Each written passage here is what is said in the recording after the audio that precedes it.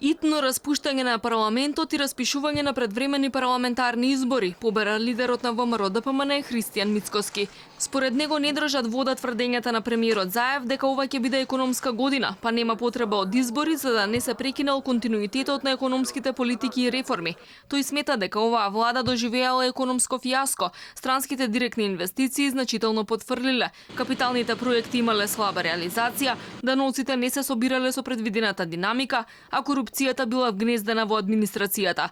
И покрај математиките на премиерот, Мицкоски тврди дека во овој момент неговата партија би победила на евентуални избори со 100.000 гласа разлика. Да се охрабри и веднаш да го распуштиме парламентот и јас му ветувам дека ќе работиме заеднички доколку не победат на тие избори, да Македонија ќе дадеме се од себе да добие датум, да влеземе во НАТО, да имаме подобра економија и така натаму, ако после тие избори ВМРО ДПМН остане во опозиција. Еве, нека се охрабри и он, нема потреба од брифирање, нема потреба од лажно храбрење и така натаму, но јас го разбирам. Реалноста е дека во овој момент, доколку се одржат парламентарни избори, еве, држете ме за збор, разликата меѓу ВМРО ДПМН и СДСМ е повеќе од 100.000 разлика во корист на ВМРО ДПМН.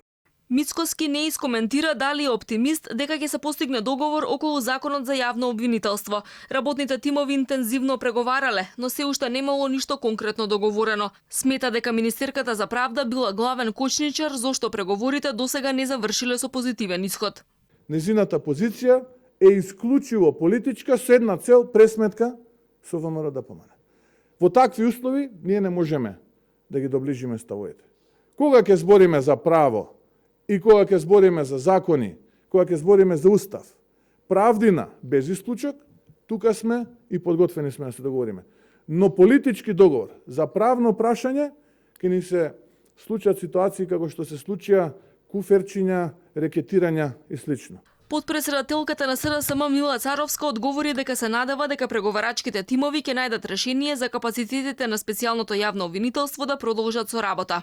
Сметам дека она што е создадено како капацитет во специјалното јавно обвинителство, јас сум сигурна дека мора да опстои во нашата држава, поради тоа што без правна држава и без системи кои што се соодветни за заштита на граѓаните и заштита од криминал, сметам дека не можеме да одиме напред и затоа сум сигурна дека премиерот и преговарачката група ќе изнадат решение кое што е најдобро за сите со цел да може да опстојат капацитетите кои што веќе се создадени. За предлог законот за јавно обвинителство, за кој двете партии се усогласени делумно само за техничките аспекти, пратениците ќе дебатираат и утре на законодавно-правната комисија. Суштинските разлики остануваат, а ставовите им се разидуваат токму околу начинот на избор на обвинителот, состојбата со помошниците обвинители на Јанева, распределбата на започнатите постапки и профилот на новиот специјален обвинител.